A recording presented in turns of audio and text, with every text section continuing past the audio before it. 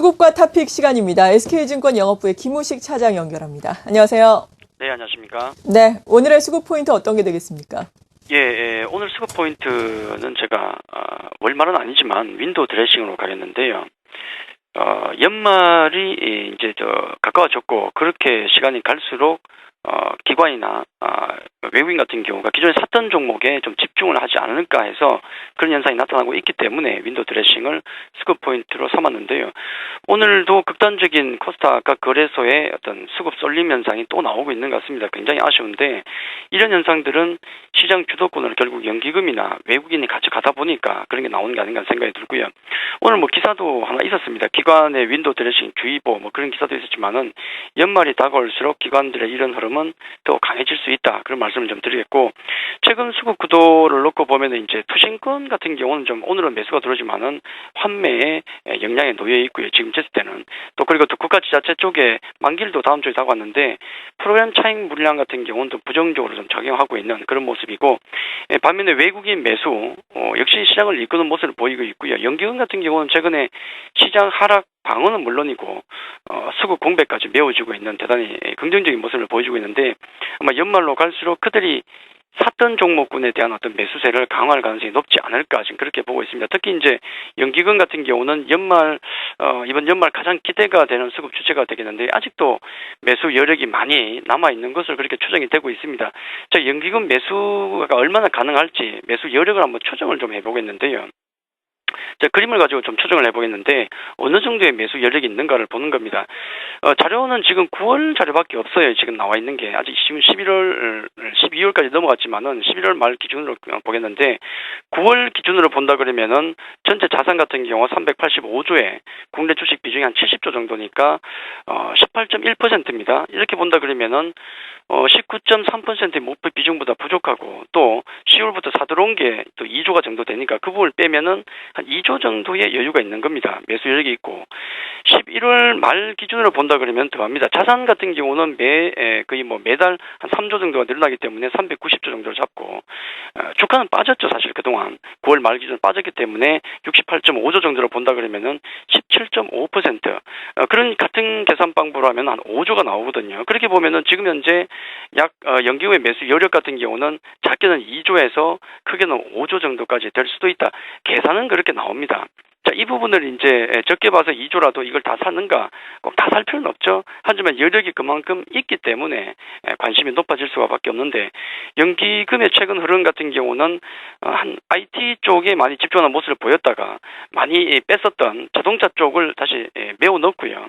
그리고 조금 불안해도 낙폭 과대 종목으로 최근에는 한 1, 2주 사이에 매수가 잡히고 있는 게 가장 특징이 아닐까 해서 연말까지는 연기금 쪽에 더욱 좀 집중하는 전략이 아직도 유효하지 않을까 그런 말씀을 좀 드리도록 하겠습니다. 네.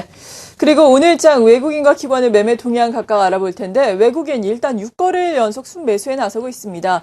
외국인의 기조가 좀 변했다라고 봐도 되는 건지 궁금한데요.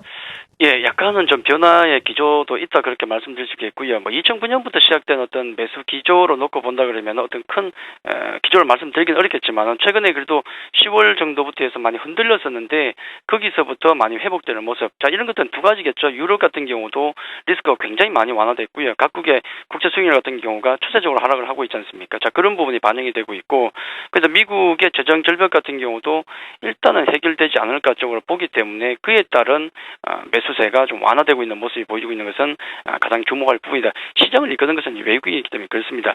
오늘 매도를 보더라도 매도 업종 같은 경우는 거의 없어요. 유통 정도가 조금 잡히긴 하는데 거의 의미는 없고 반면에 전기전자라든지 운수 장비, 금융, 화학 등등에서 고르게 매수를 하고 있는데 특징적인 것은 역시 IT 업종 같은 경우는 가장 시총 상위니까 당연히 매수를 하고 있죠. 매수 종목을 놓고 보면은 삼성전자는 여전히 매수를 하고 있는 것이고요. 자, 그걸 제외하고 LG전자가 악재가 하나 오늘 좀 나왔죠. 자, 그럼에도 불구하고 LG전자 외국인 매수세에 들어오더라는 것은 좀 특징적인 것이 되겠고 또 LG 디스플레이도 잡히고 있고 좀 쉬었죠. 자, 그다음에 또 현대차, 자동차 업종, 건설 업종에 GS건설도 있고 또 업종별로 삼성중공업도 잡혀 있고 등등해서 외국인들은 고르게 지금 매수세를 보이고 있다. 시장을 좀 통으로 사는 느낌이 좀 있다. 그렇게 정리를 해드리겠습니다. 네.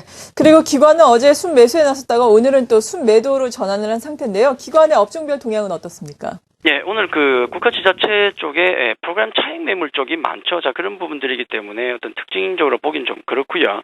일단 매도 쪽으로 잡히고 있는데 가장 수급상의 가장 큰 특징은 또 코스닥 쪽에 매도가 나오고 있다는 점. 자, 그쪽의 종목들 또 붕괴시키고 있다는 것이 가장 큰 특징이 되겠고, 또 기관들 같은 경우 거래소 쪽에 낙폭 과대주 쪽으로도 매수가 조금씩 들어오고 있다는 점인데 오늘 전체적으로 매도가 많습니다만 전기전자, 서비스, 금융, 운수, 장비 등등에서 매도가 좀 나오고 있고 반면에 화학, 철강이 지금 매수로 잡히고 있죠. 낙폭 과대주가 잡혀 있는데 매수 종목을 놓고 보더라도 좀 특징적인 종목들이 잡힙니다. 조금 쉬었죠. SK 하이닉스가 잡히고 다시 잡히고 있고요.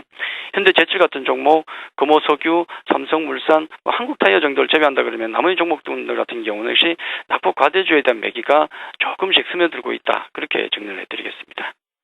네. 그리고 앞서서 수급상으로 보자면 가장 중요한 것은 매수 여력이 충분히 남아있는 연기금의 동향이다라고 말씀해 주셨는데 이러한 사항들 보다 자세하게 말씀을 해주시면서 투자의 유망도까지 좀 제시를 해주시면 좋을 것 같은데요. 예, 연기금과 외국인이 주도하는 장, 그리고 또 투신권이 중간에서 좀 흔드는 장, 그런 장이 관건이 될 것 같습니다.